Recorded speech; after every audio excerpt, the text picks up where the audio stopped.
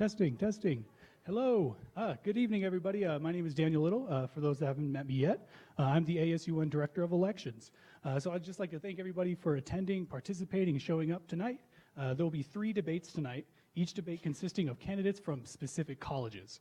As one college completes a debate, those candidates will leave the stage and the next college will take the stage. If you would like to applaud a candidate, please just wait until at the end of the debate, just to respect time and in speech. This would allow for candidates to use all the allotted time for each candidate. Please refrain from booing out of respect for the candidates and no flash photography. As stated before, there are going to be audience questions if time allows it. So make sure that you put which specific college that this is directed to and make sure that it's applicable to the job and relevant to what we're doing here. We will have a moderator here to facilitate this debate by them asking predetermined and audience questions. So without further ado, I now give the stage to tonight's moderator, the Dean of Students, Kimberly Thomas. Thank you. All right, so I appreciate you all inviting me to be the moderator tonight. That's quite an honor to be a part of this student process, a very important process for our campus, I might add. Let's see. So the debate, here are the rules. The debate will be between the senator candidates for interdisciplinary programs, the Division of Health Sciences, and the College of Engineering. The candidates of the interdisciplinary programs will debate first, following with the candidates from the Division of Health Sciences and ending with the College of Engineering. The candidates of each college will be asked several questions related to their college, with each college having different questions. That means you can't cheat and prepare. Candidates are seated in alphabetical order by last name and will be given 2 minutes to introduce themselves and state their platform. The moderator then will ask the first senator candidate the first question and will be given 2 minutes to respond. Then the second candidate will be given 2 minutes to respond, and so on.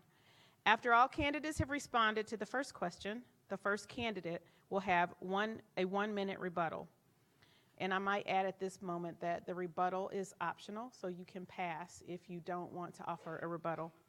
The second candidate will be given 1 minute for rebuttal, and so on. After all candidates have responded to the first question, the first candidate will have 1 minute to rebut, then the second candidate will be given 1 minute to rebut, and so on.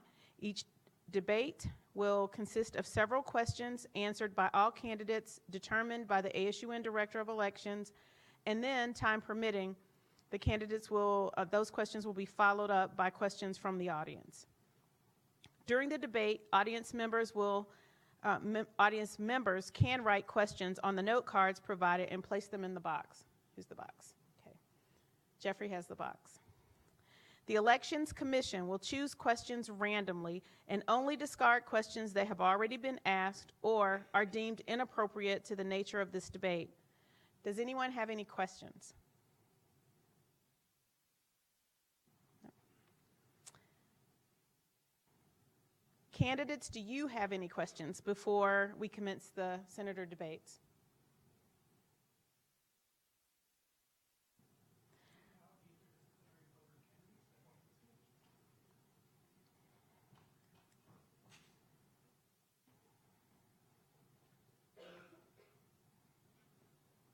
So just as a reminder, the debate has begun. Please remain silent. No cheering, no booing. What was the other no? No flash photography. Have a seat.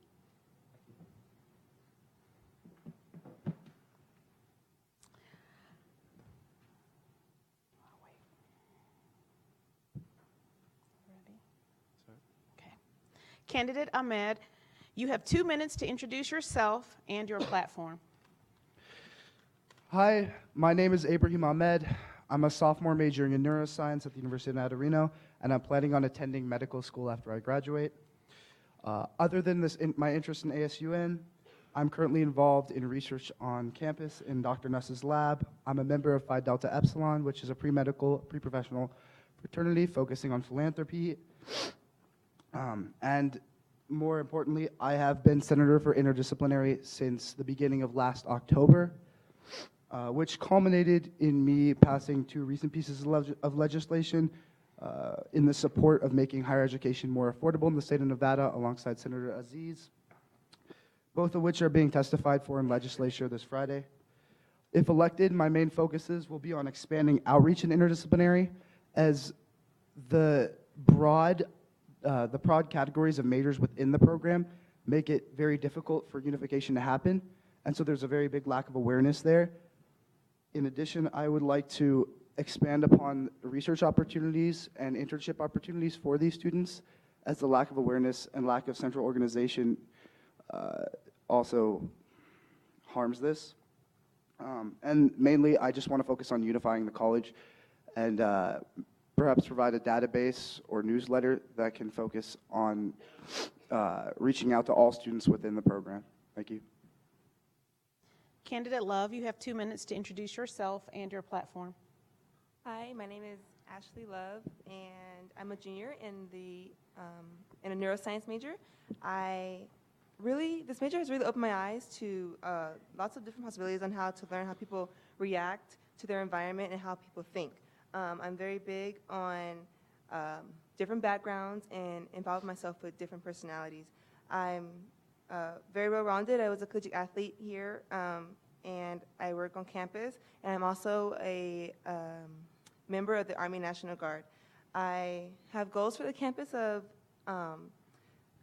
being able to bring different populations and different groups on campus together, because I see, one of the big things I see on campus is we have lots of clubs, but not all the clubs integrate with each other. They don't know who their peers are on campus. One goal I have for our campus is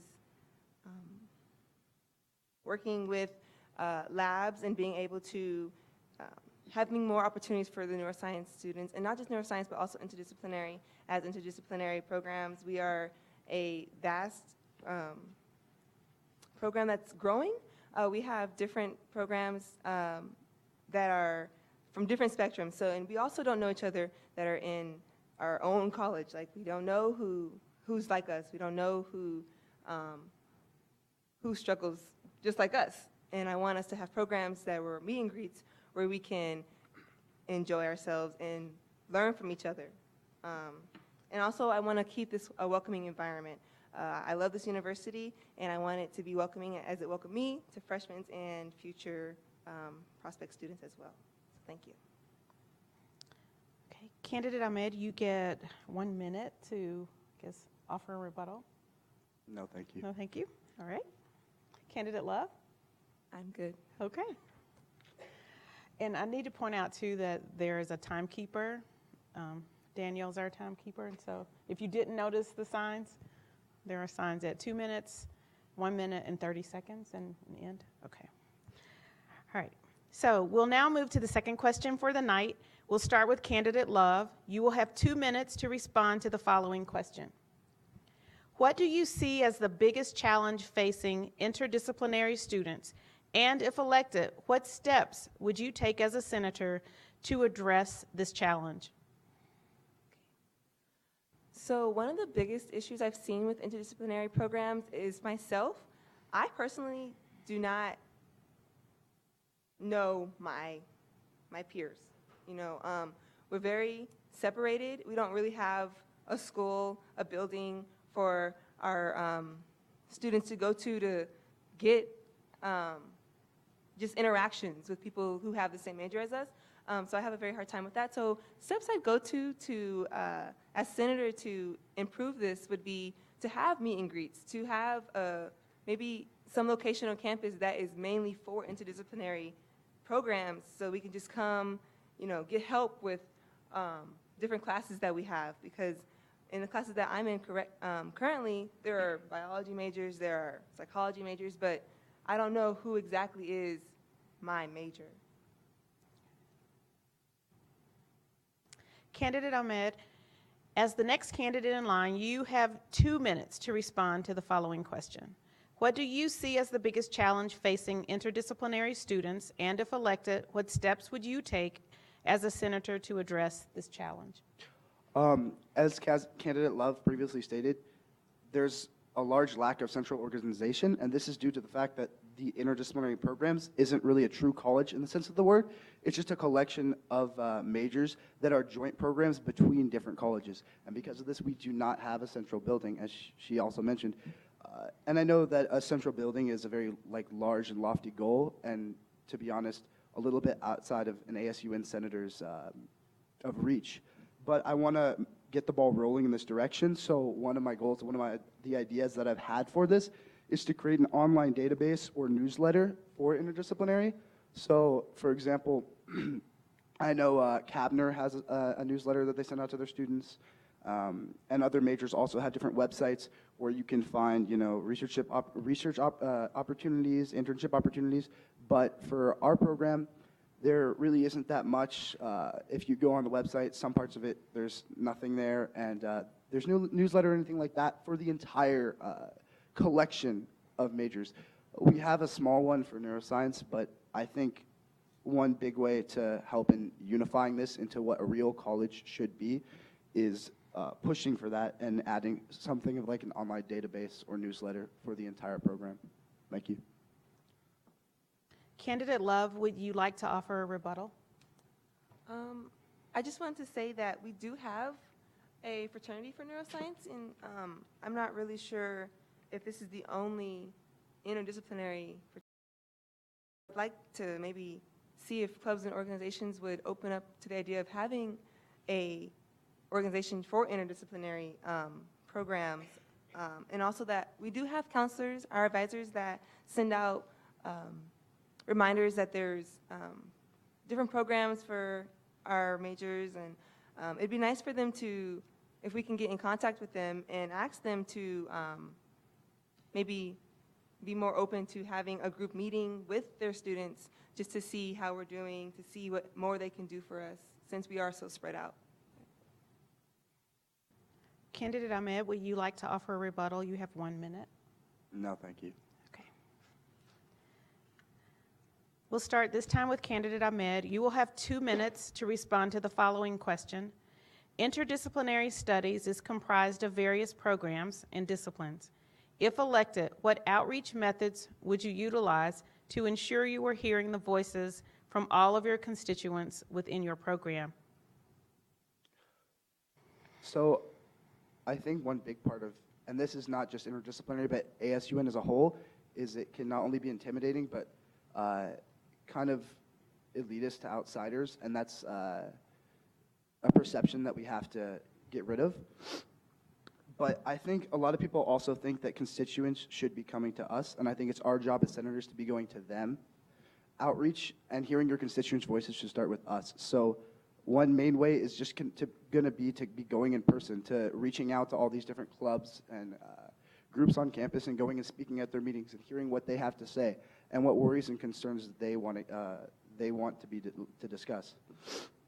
In addition, social media is another big thing these days, and I think there needs to be a bigger push on social media for constituent outreach.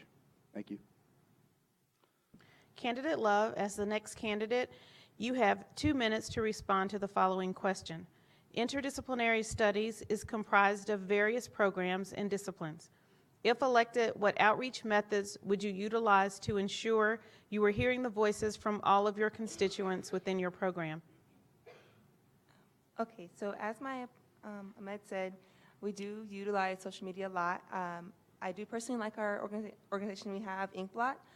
They are big on our social media. I really want to utilize them in getting our events out, getting just things out about interdisciplinary programs and disciplines, so people can come and they are knowledgeable of what we have to offer. Also, I know that we have the open meeting law. Many students don't really know that they can come to those meetings and sit in on our senator meetings and really ask questions. They don't know who we are. They don't know what we do for them.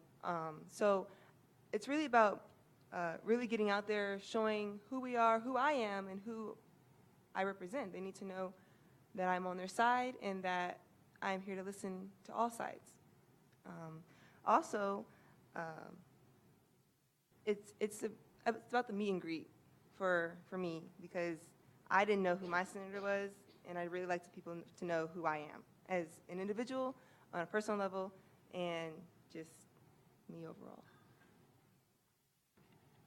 Thank you. Candidate Ahmed, you now have the opportunity for a 1-minute rebuttal. No, thank you. Candidate Love, you have the opportunity for a 1-minute rebuttal. I am okay. Thank you. Okay. All right. So with the completion of the candidate questions, we will now move to audience questions.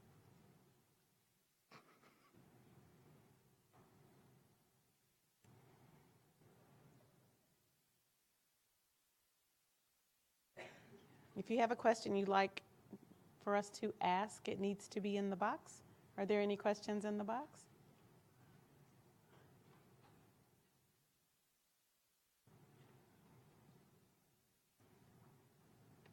Is he writing it?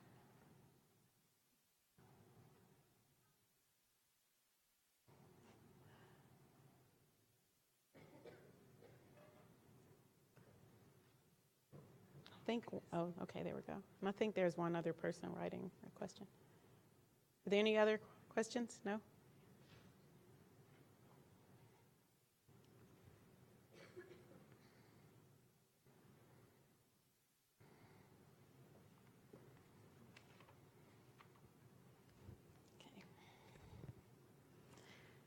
Okay, so we'll start with Candidate Love. You will have 2 minutes to respond to the following question. How would you implement your awareness across campus? Did I get that word right? Okay. Could you say the question again? Yeah, I'm trying to read the handwriting. I think I got it right. How would you implement, is that the right word? Your awareness across campus. Okay. To implement my awareness across campus, I would like to do, I enjoy in the KC, there's a ballroom, I would say, in the KC, like a meet and greet. Also, I'd like to go and talk to the different clubs and organizations at their meetings, get inform their presidents and treasurers about being able to come to their meetings and talking to them. Also, just being out, having my door open, like just being able to be open and being a person they can come talk to. And yeah, that's what I got. Thank you. Candidate Ahmed, you are the next candidate to answer the same question. You will have 2 minutes. How would you implement your awareness across campus? I assume by implement awareness, it just kind of means something similar to the previous question we talked about, which is just outreach and having everyone know who you are and what you stand for. And as I mentioned previously, I think it comes back down to looking up the different clubs and organizations that comprise your college. For example, I know we have neurosci for neuroscience. And you just have to really search for those other corners of the actual college. So like there's hydrogeology and atmospheric sciences and women's studies. I know ABLE is another club that is somewhat similar and may have some women's studies majors in it. But I think, again, it just comes down to actually reaching out to those clubs and organizations, going out and talking to them and seeing what issues matter to them. If there's something on the table that affects them, bring it to them and see what they have to think about it. In addition, I think you can actually talk to classes. So in your own classes, usually the professors won't mind if you take up a minute or two. If there's large events coming up in ASUN, I think that'd be another good idea to raise awareness about ASUN and what we do. Yeah, thank you. Okay. Candidate Love, you have the opportunity for a 1-minute rebuttal. I'm okay. Okay. Candidate Ahmed, you have the opportunity for a 1-minute rebuttal. No, thank you. Okay. We'll start this time with Candidate Ahmed. You will have 2 minutes to respond to the following question. What committees would you most imagine yourself on? Well, currently I sit on the Committee on Academics and the Committee on Public Affairs, and I most see myself as continuing on these committees. I really like the Committee on Academics because it really gets involved with actual things that are going on around on campus. So, for example, a small board came in to talk to us about the Silver State grant, the Silver Core requirements recently. And these things are topics that affect the academic day-to-day life of not just interdisciplinary, but all students. So I really like sitting on that committee.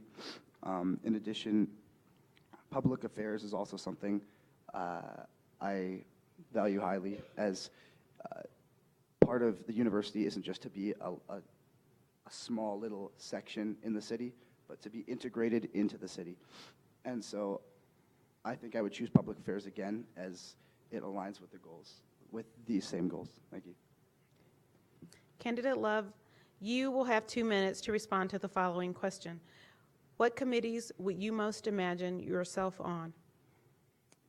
I would want to be on the financial committee, as I'm very big on having everybody's ideas, having everybody's needs met. Most of the time, most clubs, they have a budget. I'd like to help them keep going. I don't like seeing clubs being diminished because they can't have the funds to do what they need to do, or their outreach programs need help, or they need just supplies in general.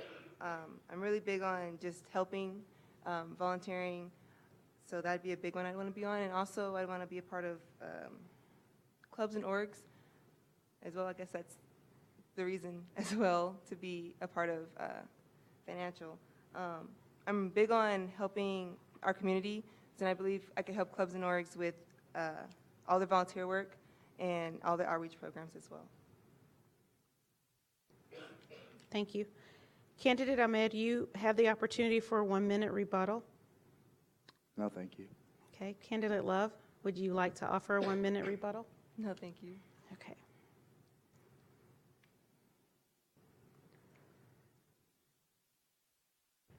That's it? Okay, thank you so much.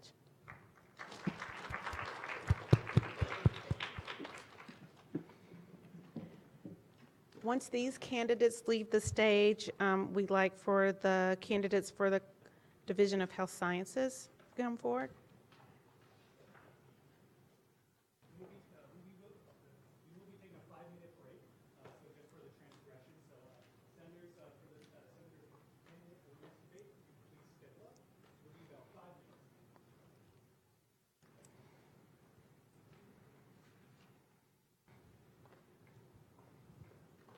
Hi. So they tell you the other candidate is not here. They told you? Okay. All right. Okay.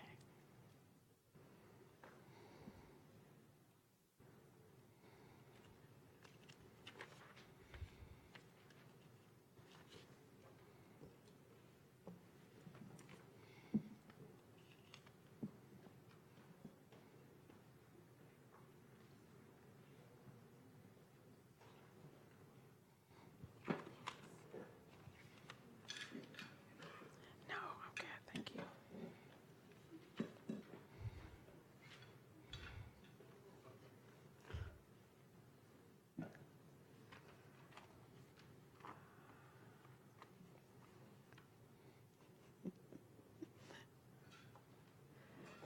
Hey, I do have a question.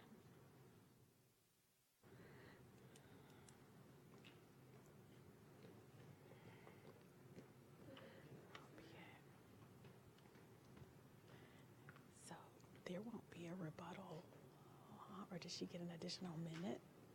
Or like 1-minute comment? Yeah. Yeah. Okay. Do they need to know that the other candidate's not here? No, we'll just skip from question to question. Yeah. And so it's like if she wants to have an additional minute, you She get a doesn't need minute. an additional No. minute. Okay. So So let's, we'll just ask the questions. okay. I think she's got 4, Uh-huh. and then we'll move on. Close it. I don't know if we'll have all these questions. Or not. Okay. But we can ask, and if they don't. Okay. Okay, cool. I just want to see them, so if they could write them down while we go.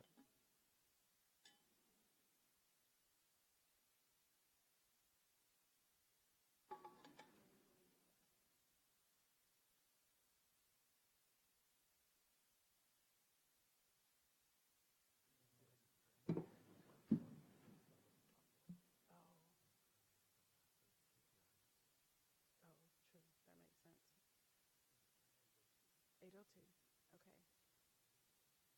Okay, sure. I'm just gonna like ask questions, Yeah, essentially so like I'll no just rebuttal. ask you the questions and then you want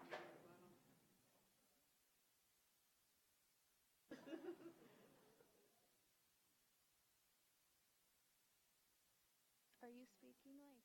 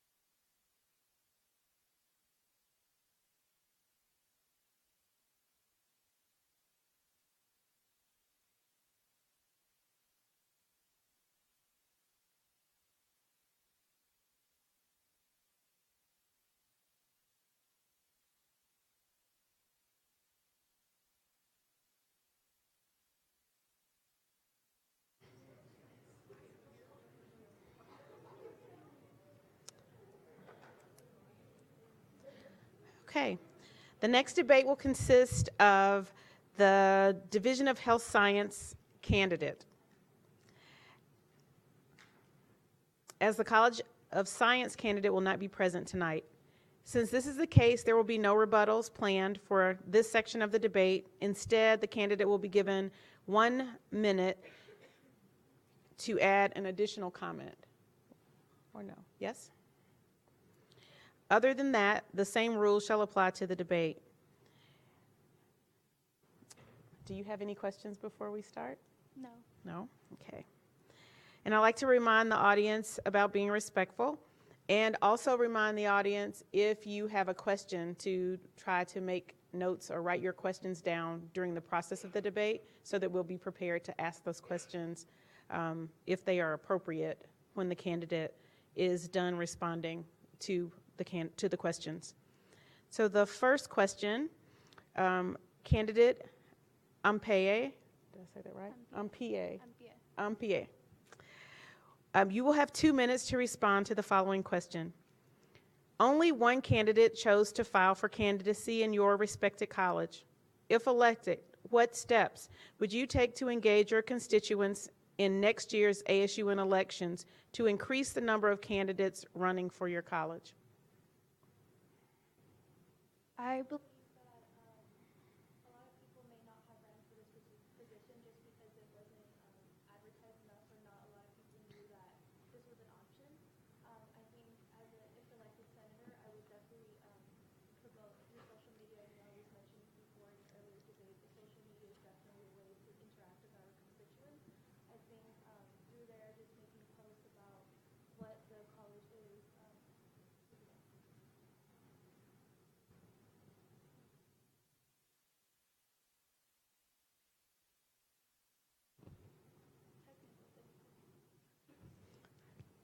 Where are we? Time out. Minute. Okay, so does she have a minute left? Okay, a minute now? Okay. I'll just summarize what I said earlier. I think a lot of people didn't run for this position initially just because they didn't think it was something that was available to them. For instance, this is the first year that speech pathology and audiology students are able to run for it. If elected senator, I would definitely reach out to constituents through social media. I think that's definitely a way we can communicate and get ideas across and collaborate in order to implement policies that will benefit the college and the university as well. Thank you. Okay. All right, the second question, you'll have 2 minutes to respond to this question. In the past year, students have expressed that they do not feel safe on campus. What steps do you believe the university and ASUN should take to help address these student concerns? So that is actually one of my goals. I do know we have the blue light system on campus. However, a lot of students have expressed to me that they don't really know what the purpose is or how to essentially work it. So one of my goals is to create a map of all the blue light systems on campus and have workshops, maybe even at orientation when there are freshmen coming in, kind of explaining what that is and how it can be useful for them. For example, there is an AED, the response time from the police services on campus is 3 to 5 minutes. So I do think that is something that most students should know, just so they know that they are safe. Thank you. We'll now move to the third question for the debate. You will have 2 minutes to respond to the following question. We know that physical and mental health are important components of student academic success. If elected, what initiatives would you seek to undertake to aid in student physical or mental health? If elected senator, I do think I would definitely advocate and definitely speak about mental health. I think health is just more than physical, as mentioned. I think we definitely need to focus on mental health as students. I, for myself, and I know my peers as well, like sometimes we forget to drink, drink water. Sometimes we forget to eat, and I think those are very important in order, since we are studying so much and if we're not fulfilled, then how can we put our best into our academics? I think I would definitely advertise on our social media. I think that's, like I mentioned before, that's where we can communicate with our constituents. Just daily reminders like drink some water, don't forget to eat today, take a break. Those are all things that we need to be reminded of as students, and I think that's how I would communicate with my constituents about that. Thank you. We'll now move to the fourth question of this debate. You will have 2 minutes to respond to the following question. A primary duty of a senator is to act as a bridge between university students and administration. What outreach methods would you utilize with your college constituents to ensure you understand what their options are on important topics? I think it's really important to have that face-to-face interaction. I think I would definitely go to clubs and organizations on campus, even going to classes to speak to students. I think something as simple as passing flashcards and asking them, what do you guys want to see change in our college, or what do you want different? I think that's a way I would reach out to constituents. Another way, as I mentioned again, social media. I know that's oversaid, but honestly, in today's age, it's something that's very accessible to all students. Even on campus, I know we have televisions and stuff, and I think just promoting that and being able to communicate with constituents through social media and having that face-to-face interaction would be effective. Thank you. With the completion of the candidate questions, we will now move into the audience questions. Do we have questions from the audience?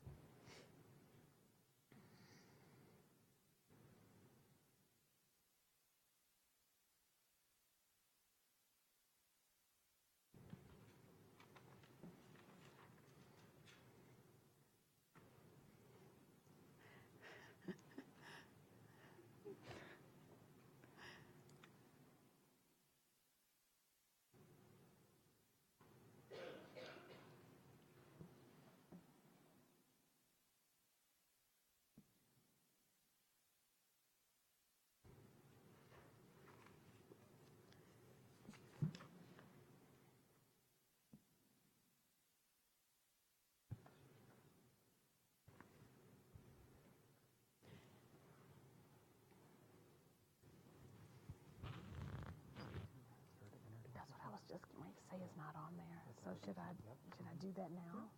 Okay. Yeah, it's not on the.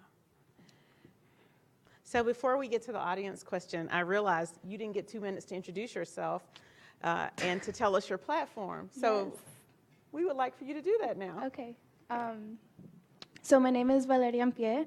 I am a junior here at the university. I am studying speech pathology with a minor in developmental disabilities.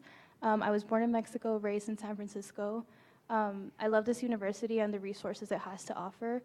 Since I've been a student here, I have been part of Nevada Student Ambassadors, First in the Pack, Trio Scholars. I really care about the diversity and inclusion of our campus. So some of my goals are to create a sense of community under the Division of Health Science. I know currently we are just social work and speech pathology and audiology, and I think we are very separated, so definitely finding a way to unify that. I do think we need more shadowing and internship opportunities. A lot of students struggle in finding that, and it's just mainly joining clubs. But I think if we are able to have shadowing and internship opportunities, there can definitely be more success for our students. I also plan on collaborating with the dining services on campus to provide healthier options for students. I do think a lot of students complain about not having that, and they'd rather go spend money elsewhere when we can just provide that for them. And like I mentioned before, I do want to create a map and a guideline of the blue light system on campus so students know they're safe and they know how to use it in case of an emergency. Thank you. Thank you. So it seems that the first audience question is the same one that I just came up with. So I don't know if you have anything else you want to add. The question was, you weren't given time to introduce yourself. Tell us about you. So I can just add on to that. Like I said, I do really advocate for inclusion. I do want to make this campus more inclusive to those with disabilities of all kind. For instance, I really do want to work on creating better ADA routes on this campus and making sure each building has an ADA route. Something about myself is I like to dance, I like to eat, I like to work out regularly. So if any of you are down with that, just hit me up. Thank you. okay, thank you. Thanks. This is a completion of the second debate. And I think we'll take a 5-minute break as we transition to the next debate for the college, candidates for the College of Engineering. Thank you. Thank you.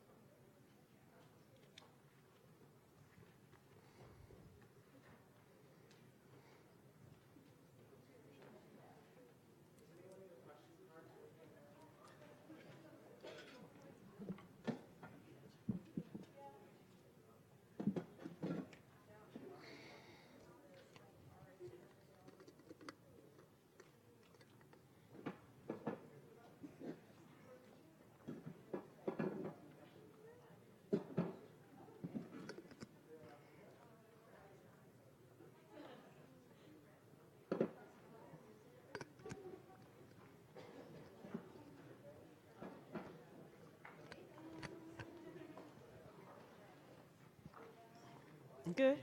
No, I'm fine. Thank you.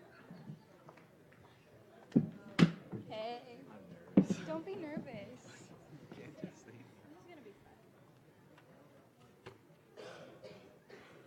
Banford? Is that right? Okay. Hughes, Scott, Yang?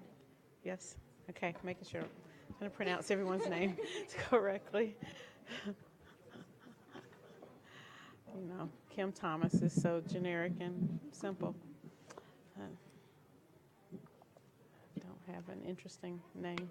I think the microphones are working. Do you want to test the microphone? Hello.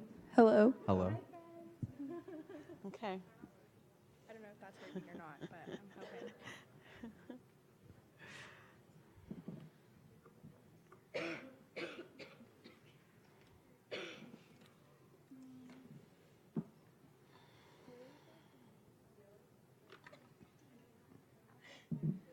What's your major? Environment. Oh my God. Okay. Yep. And I know that you were trying all the things, so.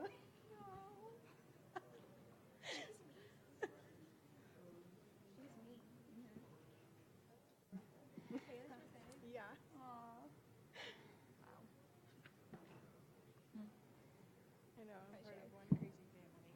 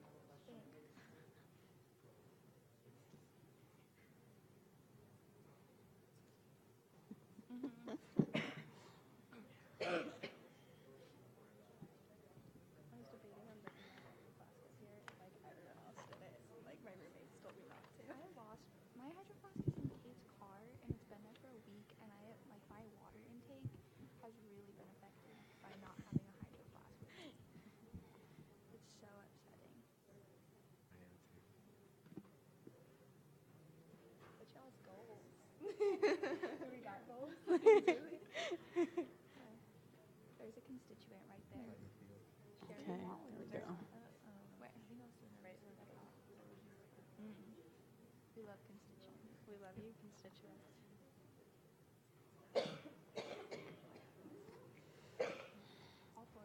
You ready? Mm-hmm. Okay. Totally.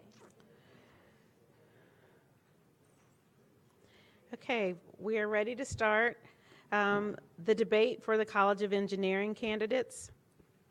The rebuttal segment will return in this debate. Candidates, do you have any questions before we commence the senator debates?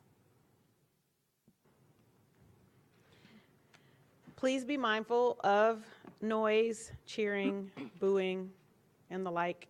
Please show respect for the candidates during the debate.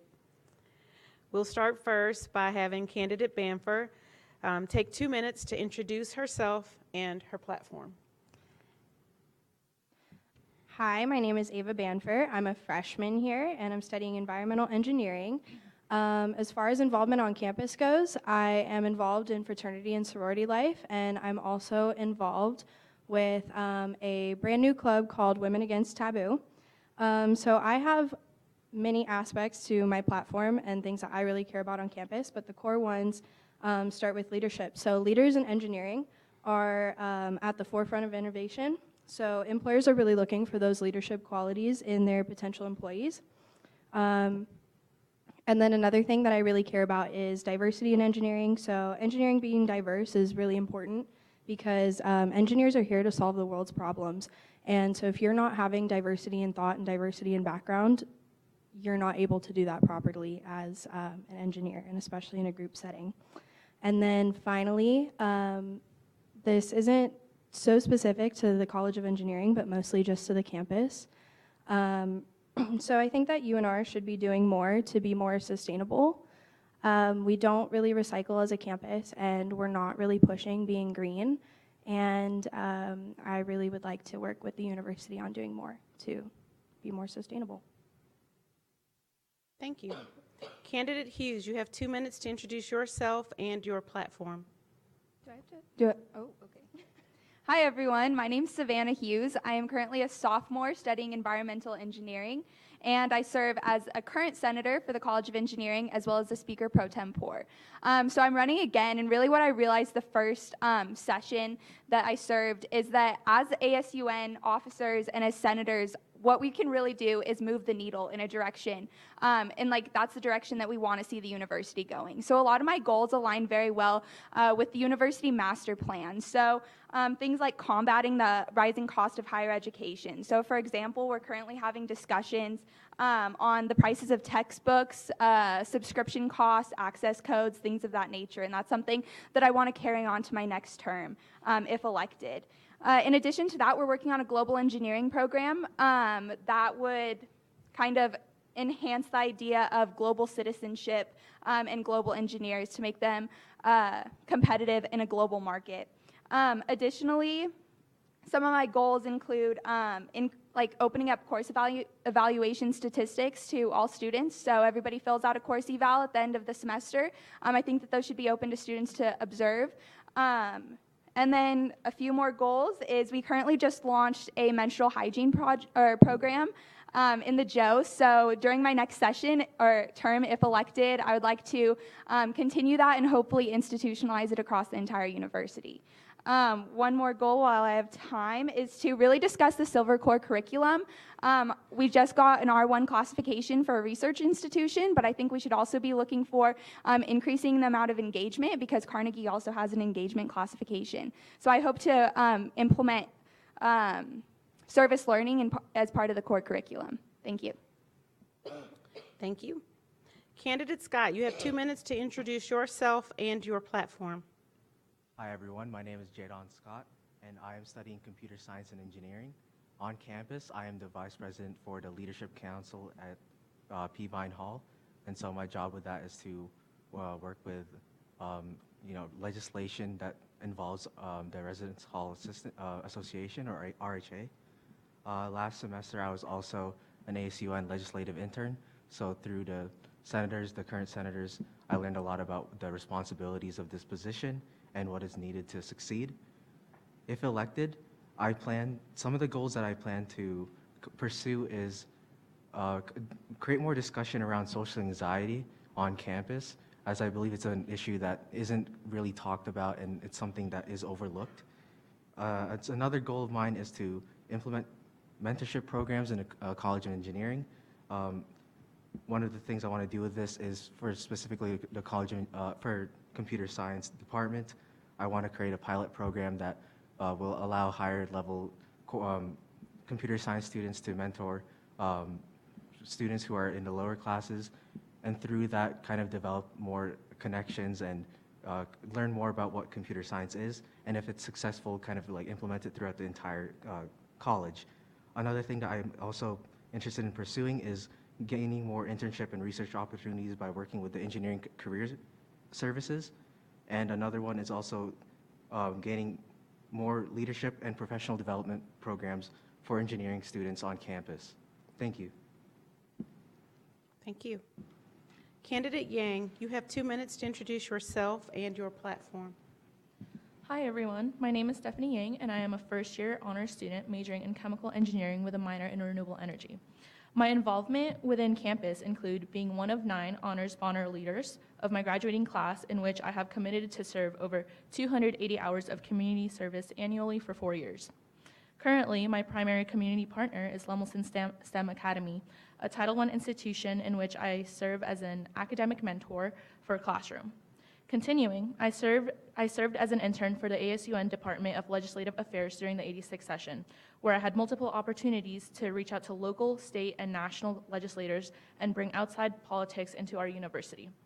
Additionally, I am involved with multiple clubs and organizations, including Society of Women Engineers, Professional Network of Women, and the American Institute of Chemical Engineers. Furthermore, I have recently landed an internship with Envirolution, a local nonprofit organization that is dedicated to developing and scaling dynamic K-12 education, youth leadership development, and community outreach programs centered around energy efficiency, sustainability, and STEM career development. With these experiences, I hope to implement a few goals. My first goal as senator is to promote awareness of resources provided by the College of Engineering in order to foster student success. My second goal is to serve as a liaison between students and the local community to coordinate more engineering-related internships, partnerships, and volunteering opportunities. My next goal is to develop a K-12 outreach program to promote STEM disciplines for women and underrepresented groups. Finally, I want to collaborate with the Director of Sustainability to develop proper waste management that includes composting in order to improve campus eco-friendliness. Thank you. Thank you. We will now start the questions for the debate. Candidate Banter, as the first candidate, you will have 2 minutes to respond to the following question.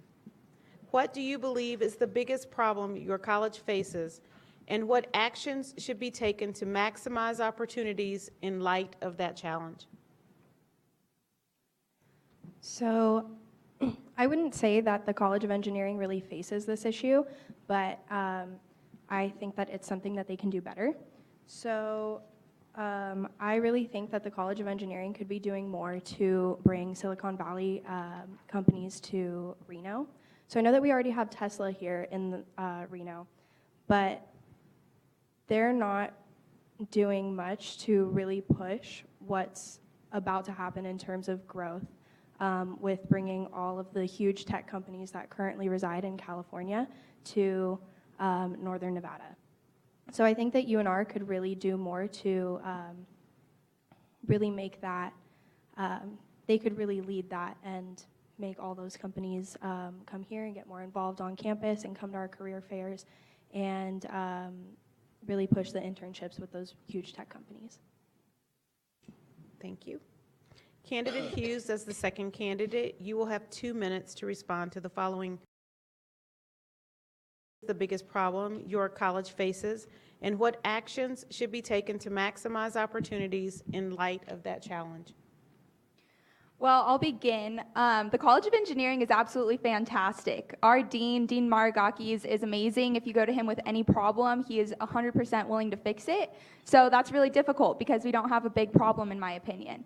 However, engineering is a professional discipline. Many engineers, in order to become professional, have to first pass the FE, study under a professional engineer for 4 years, and then take the PE exam. And I think that that isn't stressed enough at the undergraduate level because a lot of students do go on to pursue a master's degree. So this is a conversation that we are currently having, and I would like to pursue going into the next session, and that's actually implementing an FE preparatory course within the College of Engineering. Thank you. Candidate Scott, you will have 2 minutes to respond to the following question. What do you believe is the biggest problem your college faces, and what actions should be taken to maximize opportunities in light of that challenge? So in my opinion, the largest problem is the interaction between higher year students and lower year students.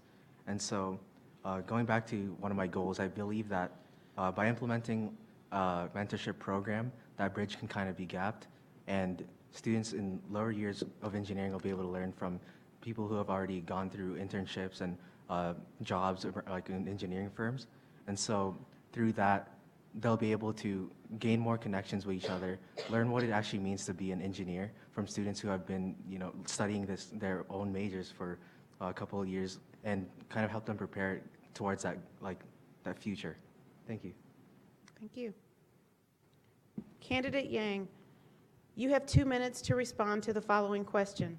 What do you believe is the biggest problem your college faces, and what actions should be taken to maximize opportunities in light of that challenge? I want to say that the College of Engineering do provide some awesome resources, and that every year the College of Engineering hosts an amazing engineering career fair twice a year, once in the fall and once in the spring. However, what I see with this issue is that a lot of the organizations that attend this career fair are more larger corporations that are seeking experience in older students. And with this being said, it may be difficult for younger students to acquire internships or jobs for these larger companies due to the fact that they lack experience in engineering-related work.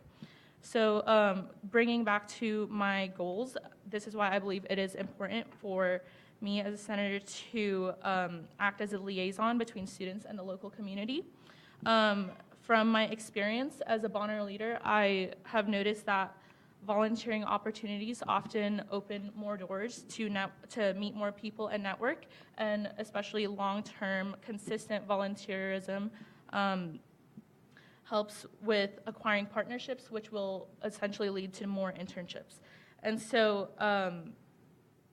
with this, I want to bring in outside, smaller organizations. Like I have a partnership with Envirolution, a local nonprofit organization, and I want to use my background there to bring in local community events into the university in order to foster more engineering-related volunteering opportunities in order for students to essentially build their way up into partnerships and internships for the bigger companies that do attend the engineering career fair. Thank you. Thank you. Candidate Bamford, you have the opportunity for a 1-minute rebuttal. No, thank you. Okay. Candidate Hughes, would you like to take the opportunity to have a 1-minute rebuttal? No, thank you. Candidate Scott, you have the opportunity for a 1-minute rebuttal. No, thank you. Candidate Yang, you have the opportunity for a 1-minute rebuttal. I'm okay, thank you. All right. The second question for the candidates, let's see, we'll start with Candidate Hughes this time. You have 2 minutes to respond to the following question. What is your definition of civic engagement, and how do you stay civically engaged? All right, so I believe civic engagement is any way you get involved with your community. This could be in a large aspect, such as actually going down to the legislature and advocating for a certain bill going on right now, or it could be just as simple as shoveling your driveway because there's a lot of snow outside. So I think that this is a really big thing. It's a hot topic at the university right now, and I think that civic engagement really allows for a lot of room for us to grow. Like I said, I want service learning to actually be a part of our core curriculum. That's the vision that I have sort of for the university. The way that I stay civically engaged, oh my goodness, I think that it varies so much. Just voting, encouraging students to vote, actually reading what's going through the legislature right now. We are in a legislative year, so that's super important. There's actually a bill going through the Senate right now on affordable housing, which hopefully Senate can support that and continue to show our civic engagement through being active with the political climate right now. Other ways that I stay civically engaged, in the past, I created a program that would allow high school students to get involved with the local, state, and national government. So there are a lot of different avenues to take with that. Additionally, I think some really cool opportunities we have as if elected as senators is to kind of work with K through 12 organizations. We hold the Tiny Beta Science Fair, which is a great opportunity to show students how awesome STEM can be. And so that's a really great opportunity for ASUN and other students to get involved. Thank you. Candidate Scott, you will have 2 minutes to respond to the following question. What is your definition of civic engagement, and how do you stay civically engaged? So similarly to candidate Hughes, I believe that civic engagement is just any way that you contribute to your community and give back. And so the way that I stay civically engaged is that I volunteer at the Catholic Charities of Northern Nevada, which has a lot of different programs and that kind of help people who are struggling financially, such as a thrift store with very cheap items, or immigration services.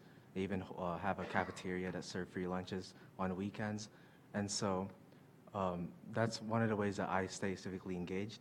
In the past, I also volunteered for over 300 hours at the Clark County Wetlands Park.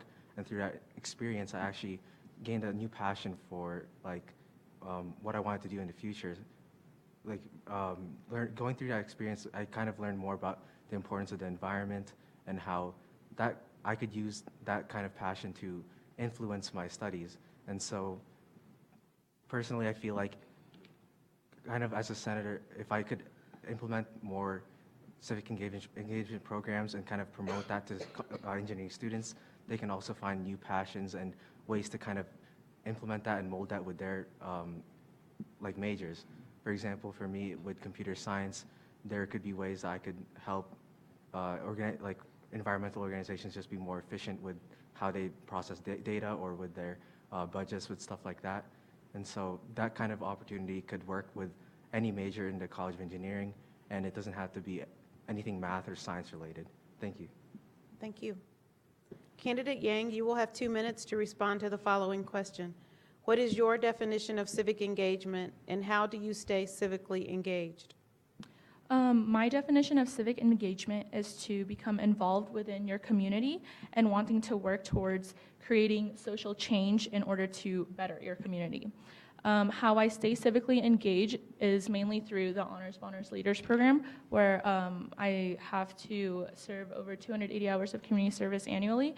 It breaks down to around 10 hours a week, and currently my primary community partner is Lemelson STEM Academy, and oftentimes I work on a case-by-case basis with students to help them how to do, it could be basic reading, writing, math, or STEM education.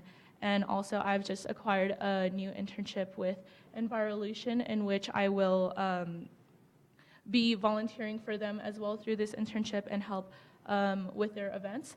For example, this Thursday I had the opportunity to help them out at Tesla Gigafactory in order to help with their education program, where they will have middle school and high school youth, and I will be teaching them how to build a simple motor. And so a lot of my civic engagement is working with K to 12 students and outreaching and just promoting STEM education, especially engineering, to women and underrepresented groups. Thank you. Thank you. Candidate Bamfer, you will have 2 minutes to respond to the following question. What is your definition of civic engagement, and how do you stay civically engaged? So, kind of like candidate Hughes already said, I think that civic engagement is definitely personal, and it's defined by who you are. So for me, civic engagement is being educated and aware about current events, whether that be just what's happening on campus or what's happening in the world or in the country. Also voting, so voting in like student elections, like something smaller like that, or big picture stuff like voting in the actual presidential elections. And then not only those things, but participating and speaking out for what you believe in, I think, is also part of civic engagement. I think that's most of civic engagement, in fact. And then how I stay civically engaged. So being in a leadership position in my sorority, I like to be open and aware of what the people who don't maybe have a position, I like to be aware of what they think about what's going on and what I can do to fix it. So just being open to people who are looking up to you. And then also community service. So I also do a lot of things around the community, and I just make sure to get involved wherever I can. Thank you. Candidate Hughes, you have the opportunity for a 1-minute rebuttal. No, thank you. Candidate Scott, you have the opportunity for a 1-minute rebuttal. No, thank you. Candidate Yang, you have the opportunity for a 1-minute rebuttal. Okay, so I'd just like to add on to Savannah's point on saying that it's like important to do small things, such as encouraging, whether it's like encouraging your friends to vote. During my time with interning for the legislative affairs, I've had the opportunity to reach out to local legislators and bring them into campus, and I think it's important to just like be very communicate with your friends and stuff, just so they have the opportunity to talk to these like local legislators and different opportunities that come into campus in order for them to voice their opinions and essentially create a more equitable campus. Thank you. Thank you. Candidate Bamfer, you have the opportunity for a 1-minute rebuttal. No, thank you. No, thank you. All right. We'll now move to the third question for the night. We'll start this time with candidate Scott. You will have 2 minutes to respond to the following question. Traditionally, engineering departments at universities struggle to achieve gender equity in enrollment. If elected, how would you work with your college to ensure this is not the case? So if elected, the way I tackle this issue is definitely promote it more to those that are underrepresented and kind of even it out so that everyone can, and so that everyone has this, idea that engineering is for everyone and that everyone has a chance to kind of pursue what they want and get what they want out of engineering. And so, yeah, definitely working with the College of Engineering to promote that to like the community around us, to maybe people who aren't unsure about their majors. I know a few people who are undeclared and don't know what they want to do specifically, and so I feel like there could be workshops that could kind of promote engineering to them and kind of make it seem as a welcoming environment. Some other issues I see is that, for example, in my computer science class, this girl was afraid of pursuing a computer science degree because she was struggling in the class and didn't know where to get help and didn't want to kind of embody this idea that women can't do computer science.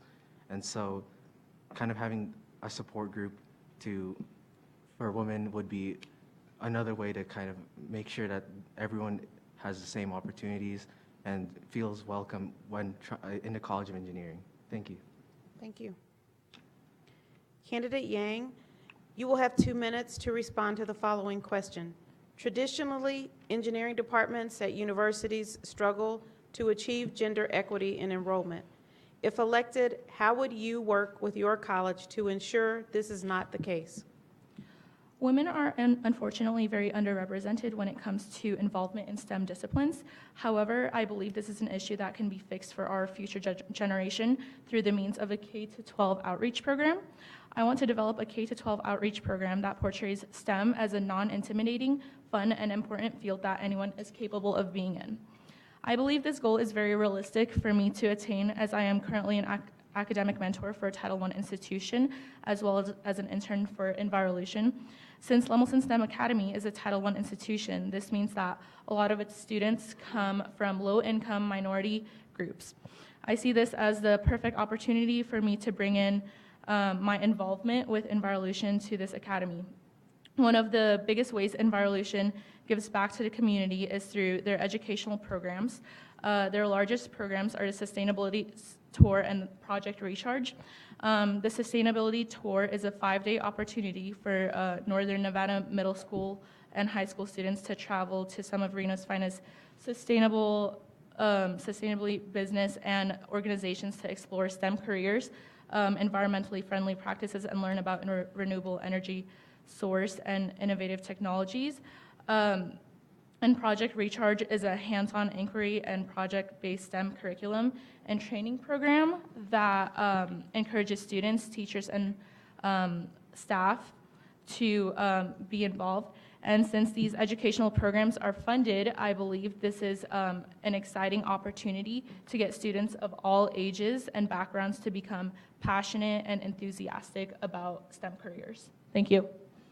You're welcome. Candidate Bamford, you have 2 minutes to respond to the following question. Traditionally, engineering departments at universities struggle to achieve gender equity in enrollment. If elected, how would you work with your college to ensure this is not the case? So, as a woman in engineering, you can definitely see the gender gap.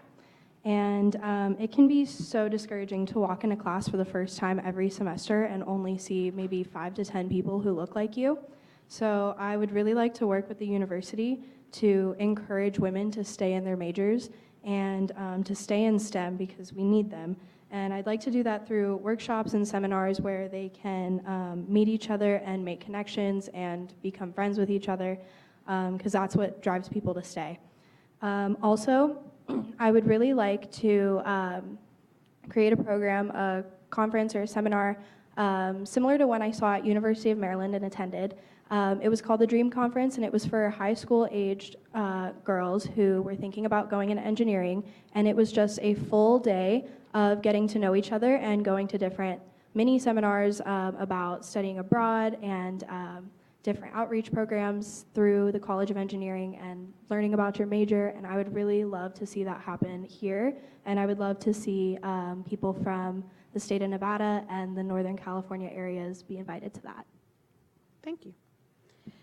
Candidate Hughes, you will have 2 minutes to respond to the following question. Traditionally, engineering departments at universities struggle to achieve gender equity in enrollment. If elected, how would you work with your college to ensure this is not the case? So I definitely think that this is a much larger issue than just engineering. This is seeing more women have graduate degrees than our CEOs in this country. So it's definitely not something that we can just look at engineering in specific. And we also can't just look at it with women. Like within the College of Engineering, we also see a disproportionately small amount of people who are transgender or non-binary. So this can't just be an issue where we're looking at it with women. So this session, I would love to actually see a club aimed at kind of inclusivity with women, minorities, transgender, and non-binary students within the College of Engineering. Additionally, I think that it's super important to reach out to the clubs that do focus on this already. For example, I have a great working relationship with the president of Phi Sigma Rho, which is a brand new women's social sorority that's just for engineering on campus. So being able to reach out to them, have a great relationship where they can email me or text me whenever they need something to ensure that they're getting the proper support. Other ways to do this is reach out to SWE, which is Society for Women in Engineering. I think that that's a fantastic way because there already is infrastructure to make these women feel included on this campus. Additionally, I think that this needs to go beyond. We need to get women in leadership positions. And so I think that it's awesome that 3 of us are women sitting up here today. Because not only are we disproportionately represented in the undergraduate level, but once we matriculate to actual careers, you see an even larger decrease in the amount of women who are in these fields. So actually getting them involved, opening up more leadership opportunities is super important in order to decrease that gap. So I think that those are great ways to start. Additionally, we pay $85 per credit for 300 and 400 level classes. So I think tapping into that and making scholarships that are just for minorities, women, and the LGBT community would be an awesome way to start as well. Thank you. Thank you. Candidate Scott, you have the opportunity for a 1-minute rebuttal. Oh, thank you. Candidate Yang, you have the opportunity for a 1-minute rebuttal. No, thank you. Candidate Bamford, you have the opportunity for a 1-minute rebuttal. So I just really wanted to stress the point of having support as someone who's not represented very well in engineering. And so I think that it's really important that we do have those clubs, those study groups, and those support groups just to be around each other and people who think and who look like you and are in that same group, and to just be able to meet each other and just have a support group. Candidate Hughes, you have the opportunity for a 1-minute rebuttal. Yeah, I'll just add one thing. In response to the R1 classification that the university just got, Dean Maragaki's released a statement saying that he is projecting a 15% increase in faculty within the college. And so I think it'd be really awesome for students and student government in particular to take a stance on that and advocate for diverse faculty, which I think the College of Engineering is already doing, but it never hurts to increase that. So I think that would also be a great way, because if you walk into a classroom and see a professor who looks like you, that already makes you 10 times more comfortable in that classroom. Thank you. With the completion of these questions, we will now move into audience questions.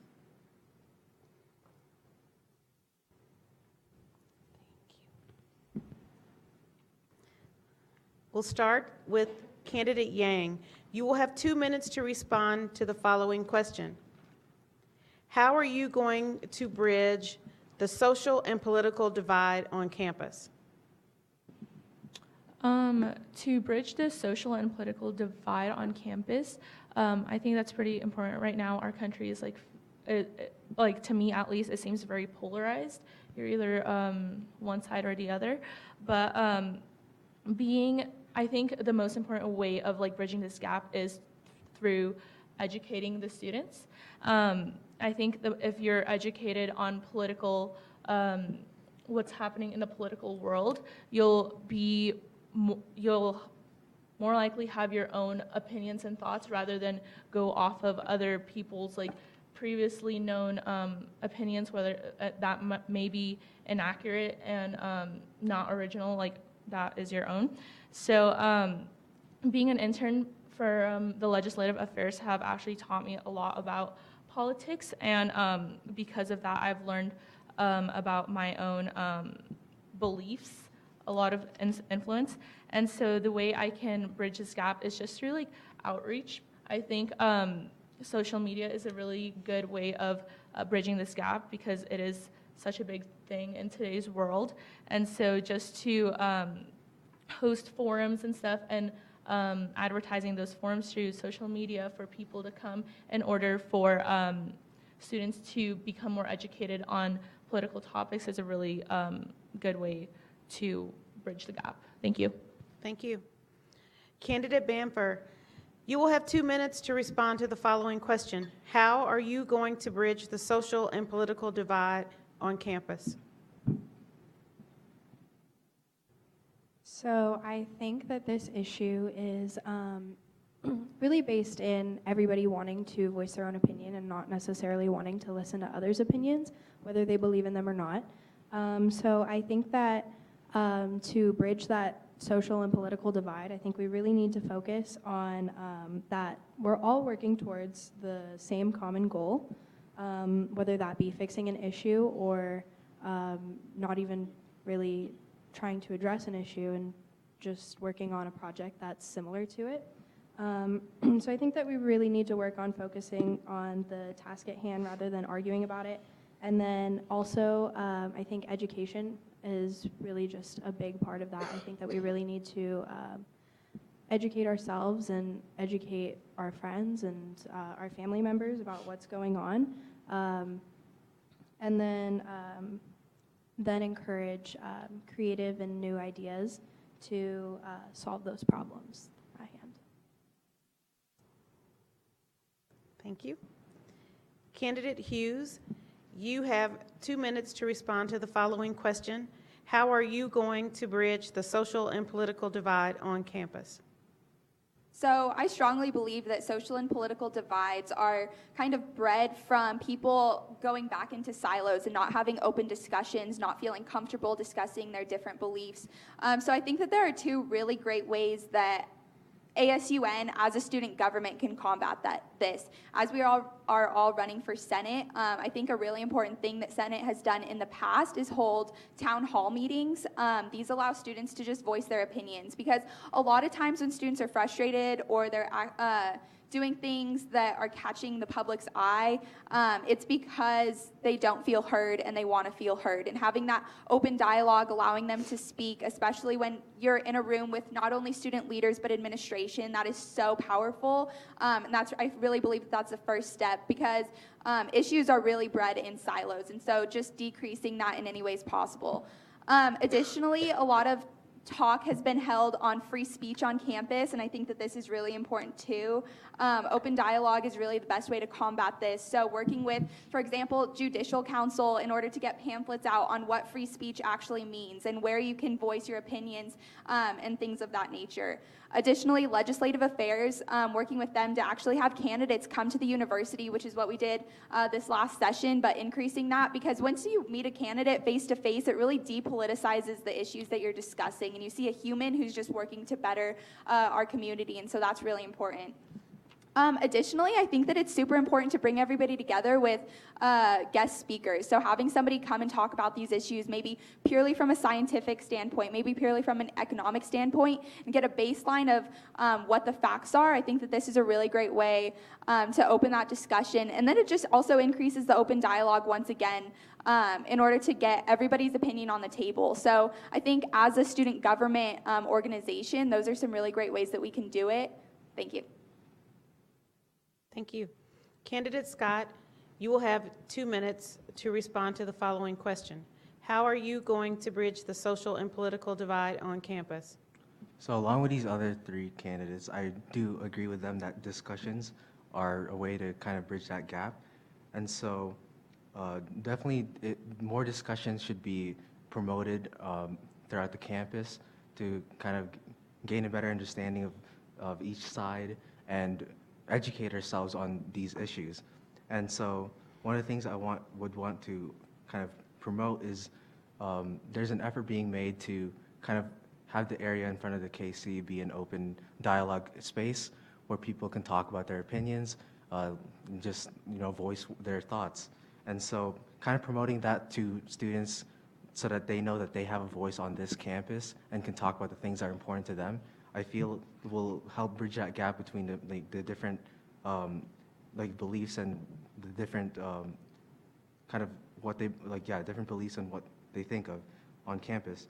And so definitely promoting that and more discussions with involving us as senators so that they know that we are listening to what they have to say, and that we as senators can actually implement the changes that they want to see. Thank you. Thank you. Candidate Yang, you have 1 minute for a rebuttal. Okay, so just to add on Savannah's point about ASUN bringing in local legislators into campus, my department is actually working on hosting an event called Late Night with Your Legislator on March 12th, and I think it's just really important to outreach to students to really stress the importance of attending this event, because legislators do care about how they are affecting their constituents, because they are willing to come into campus and listen to the students.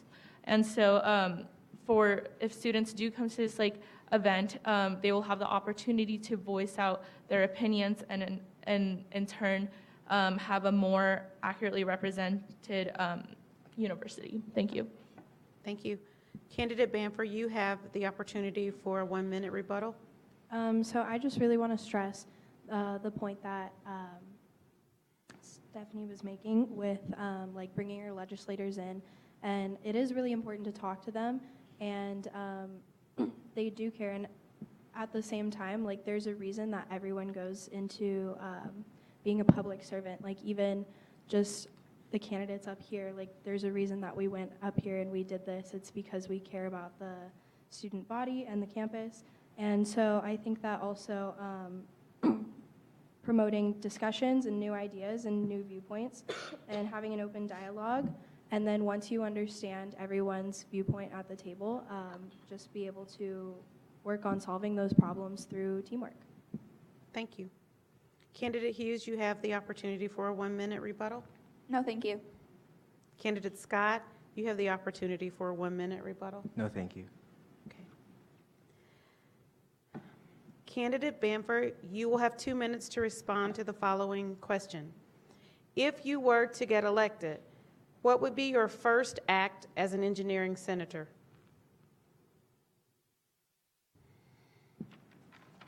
So my first act as an engineering senator would to try and bring that conference for high school and middle school students, especially female students. I would really like to see that come to this university. I would really like to see that be promoted across the state of Nevada and also through Northern California. And I would really love to have women who are engineering majors and involved in the college. I would really love to have them be on panel discussions so that these girls can ask questions and be more informed about what they're trying to go into and what they might think that they want to go into. And yeah, I just really want us to be reaching out to those high school and middle school girls who think that they might want to pursue science as a career. Thank you.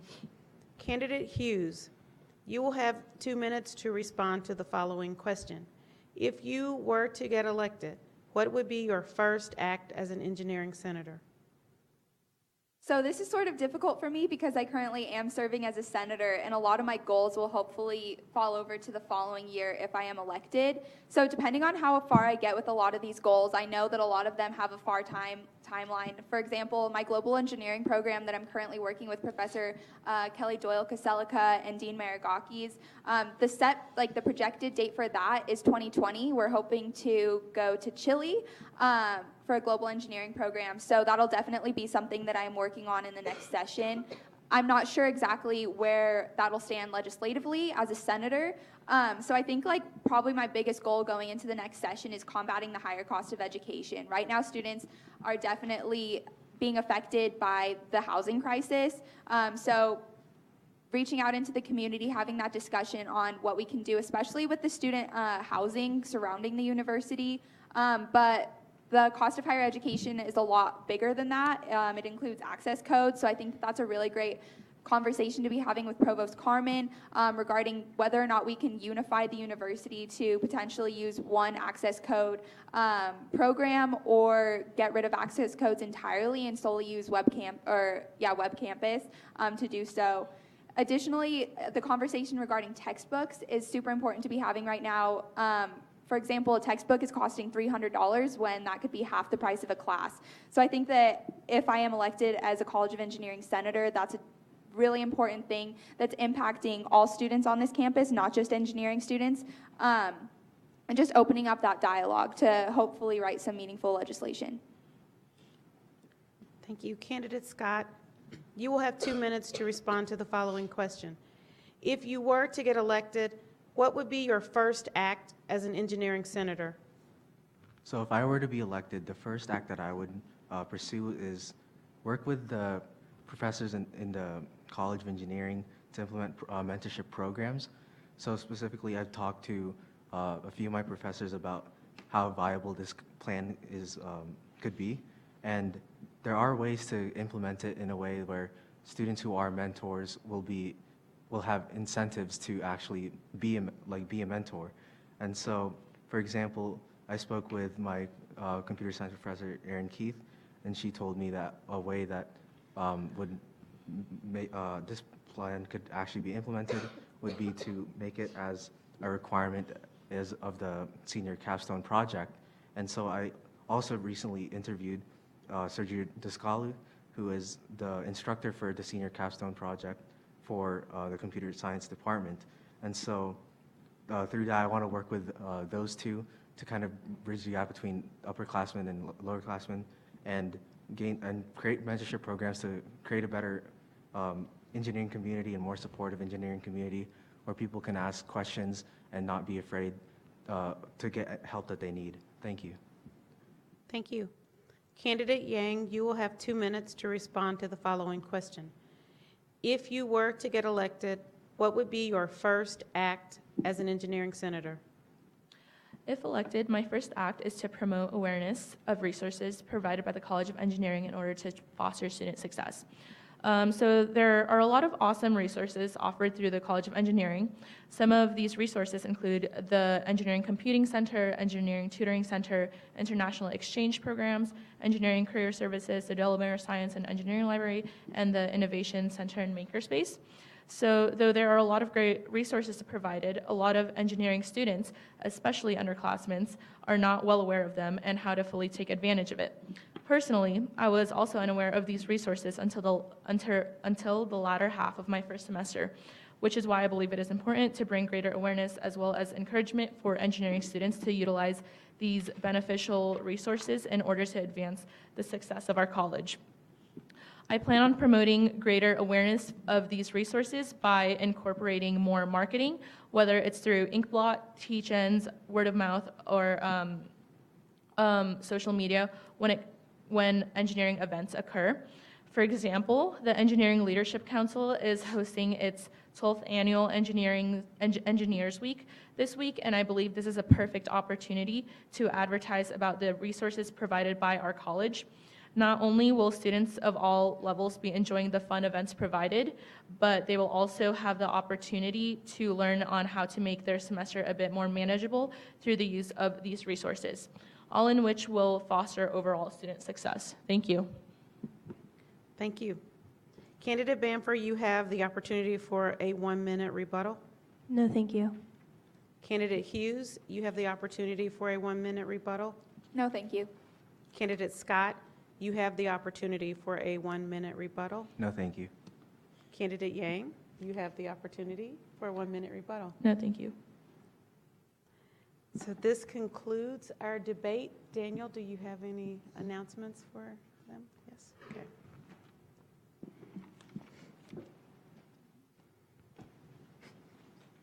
So yeah, I'd just like to thank you all for coming out tonight. I'd like to thank all the candidates that showed up and participated. I'd like to thank Dean Thomas for moderating the debate. And I'd also like to send a reminder that March 13th and 14th is the day of voting. But that ends the debates for tonight. We have another debate tomorrow, same time in the ballroom A. I think it's just upstairs. So that'll be happening tomorrow night. Thank you all so much.